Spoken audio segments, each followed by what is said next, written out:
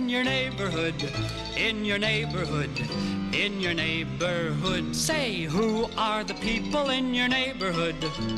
The people that you meet each day. Hi boys and girls, welcome to Turn the Page Tuesdays. So now that it's almost time for bed, make sure that you take care of all of those bedtime routines.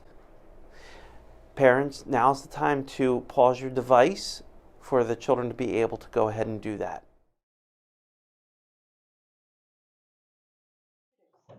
Hi boys and girls, today I am here with Sarah Beyer Doty of the Oxford Library. Sarah, how are you today? I'm doing good. How are you? Great, thank you. So can you tell us what you do here in the Oxford Library? So I am the children's librarian. So that means I'm the one who buys all the books for the children's room, as well as I plan all the programs. And did you have to go to school to be a librarian? I did. So I actually have my master's in library and information science. So I went to high school, then college again. And did you have to know how to read to do your job? Oh yes, reading is very important. The biggest thing is I like to read a whole lot of books, so that way when people come in and they may not know what they want to read, I can help them decide what would be a good fit for them. With a library science degree, do you also need to write? Yes. So I have to write things to show that I know what I'm doing and to show that I know my community, because knowing my community is a really big part of my job. Mm-hmm. And it also, I write things like grants to try and raise money for the library so that way we can buy new cool things that we wouldn't have otherwise. Can you tell me, how do you know what books to purchase for the library? How do you know what is going to interest kids in this case? That's a good question. So what I do is I look at a whole lot of different magazines and companies that it's their job to tell me what's going to be popular based off books that are already popular that kids like, or even just what kids tell us what they want to read. Do you have a favorite genre that you like to read? I do. I really like fantasy books. So I like magic and big adventures. And boys and girls genre, I know you've learned that word in class. It's basically the type of book that you're reading. Do you find that more kids check out fiction versus nonfiction books? Um, Kind of. It depends on the kids. Some kids really like stories, and then other kids, they really like to learn facts. Okay. So we don't see a big difference on who's checking what out, but it just kind of depends on your personal preference. And boys and girls, you have learned from Mrs. Lewin about fiction and nonfiction, and probably in your classrooms that fiction is not real and nonfiction is real. And that's probably what you're doing your animal research projects using, is the nonfiction books. How many library books can someone check out at one time? So here at Oxford Public Library, you can check out 100 books at a time, but we do suggest to take out however many you can be responsible for. Have you ever had anybody who has actually checked out 100 books? Oh yes, we Really? have. Yep, sometimes people come with big wagons or big boxes. Boys and girls, always make sure that if you're going to check out the books, that you're actually going to read them. And as Sarah said, to make sure that you're going to be responsible for. If I were to return a book, where would I put it? Where would I take it? So you can either bring it into the library and bring it to the desk with us, or we actually have a box right outside our door, so that way if we're closed or you don't want to head inside, you can stick it right in there and we'll check it in. I know that Mrs. Lewin talks about alphabetical order when she talks about getting books from the shelf. Is it the same way here? Yes. So a lot of our books are organized by the last name of the author. Mm-hmm. So we have to make sure it's all alphabetical so you know exactly where you're going to find your book. Do you use the Dewey Decimal System? We do. Yep. Decimal system. How are the books organized that way? So with the Dewey Decimal System, there's so many things we can learn from nonfiction books that it's categorized to help us find things a little bit easier.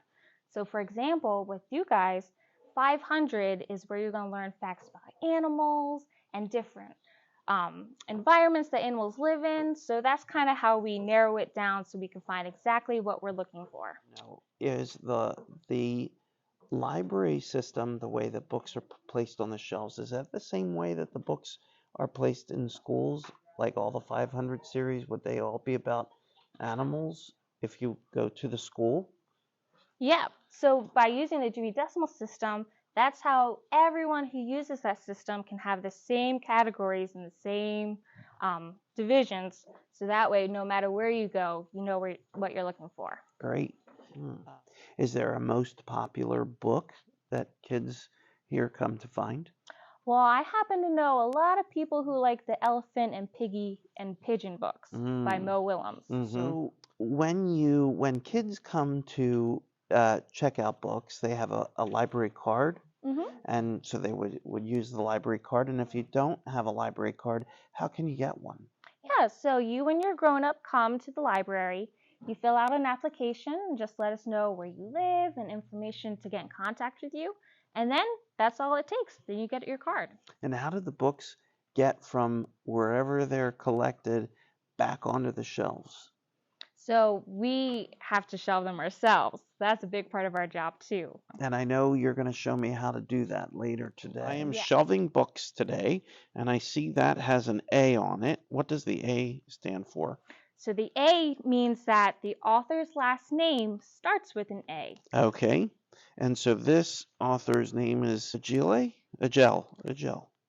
So I would look in here. Yeah, so our A's start right here at the very beginning. Okay, and you and have they to go look all the way over. So do you have to look for the AG, the AGL, AGE? Okay, so I see AGE, and then I have to look for the L, and AGE, AGHL.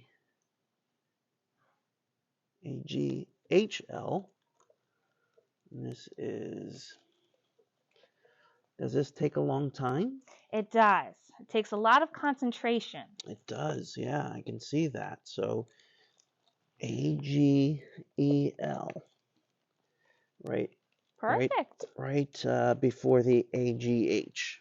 All right, great. Do you ever find books are out of order and you have to try and figure out where they belong? Oh, yes. Even if I'm not here to shelve, sometimes if I see a book that's not where it belongs, I just yank it right out and I put it back where we know we have to shelve books. So you must have a really good eye. Yes, like right here. So this author's last name begins with C. So I have to, there are the A's, and then the B's, and now still the B's, and now the C's. So this is C-O-X. So I'm going to go all the way down here, right? Or all the way over here. Yep, right there. And I see C-O-P. So I see that this goes here. So I hear you brought a book with you today. A lot of books, but can't wait to hear that book. Thank you. Thank you. Today, I am going to read Ronan the Librarian, written by Tara Lube and Becky Cady, and illustrated by Victoria Moderna. Ronan the Librarian. Ronan was a mighty barbarian, a leader of his people. He invaded, he raided, and back home, he traded. Ronan was legendary for finding the best pillage: gold, jewelry, weapons, and tools. Everyone wanted to trade with him. Until one raid went horribly wrong. "What's this?" he roared. "This is worthless." Ronan tried to barter, but no one would make a deal. Barbarians didn't read books. Ronan took the book home. "Oofda! What am I going to do with this useless thing? Origami? Kindling? Toilet paper? Yes, that's it." Then a picture caught his eye. Ronan read the first sentence, then a paragraph, then a page. Before he knew it, he had devoured an entire chapter. He read until the moon was high in the sky. The next day, Ronan didn't meet the raiding party. He must have overslept, said Chrome. Let's go wake him. Ronan, you dunga, what are you doing? Asked Gunner. I'm reading, Ronan said. This book is epic. Do you want to borrow it? Have you gone berserk? Barbarians don't read. We raid, said Helga. His friends were right. Ronan tucked the book away and went raiding, like a good barbarian. But he couldn't stop thinking about the book. When the raid was over, he charged home and read straight through to the end. Ronan was hooked. He needed a new book. So he invaded and raided and read. He invaded and raided and read. He invaded and raided and read. The fierce raider became a fierce reader, and soon his massive collection threatened to devour him. So Ronan came up with a solution to tame the beast. He built a library. He even threw a grand opening celebration. But barbarians do not read books. Chrome judged the books by their covers. Too sparkly, too kissy, too wimpy. Gunner valued brawn over brains. Reading doesn't have a point. Spears have a point. Helga was too busy to read. How could Ronan get his people to see that books were treasures? Oofta! I must conquer my own village, he declared. He picked up his book, held it high, and began to read aloud. The troll roared as Odin snatched the urn of Unkar and raced to his ship. The crew rowed out to sea, when out of the depths rode the terrifying Kraken. Odin held onto the urn for dear life as he drew his sword. But the shipbuilders continued sawing. The blacksmiths didn't stop hammering, and the potters kept on spinning their wheels. It was a crushing defeat. At daybreak, Ronan went to his library. Oofta! I've been invaded! And raided! What was in the urn? Did he clobber the Kraken? What did Odin do next? It was his greatest victory yet. The library was full of barbarians. Ronan quickly laid down the law, rules, and advice. Get your card and take books home. Swords make terrible bookmarks. Children are welcome. Books are not toilet paper. He issued library cards, recommended books, and read to the younglings. It turns out barbarians do read books. Ronan was a mighty librarian, a leader of his people. They invaded, they raided, they read.